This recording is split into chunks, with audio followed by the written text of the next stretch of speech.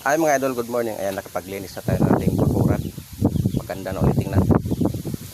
Pakain na rin sa ating mga alaga. Ayan.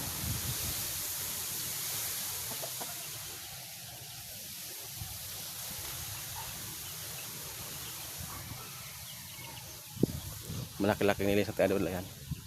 Ito, punta. Para maganda naman tingnan.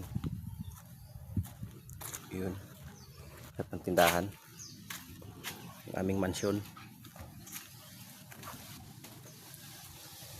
Dito yung nilinis natin mga idol. Ayan. Ito sa likod. Sada.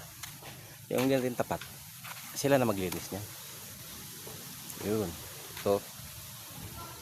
Doon baba.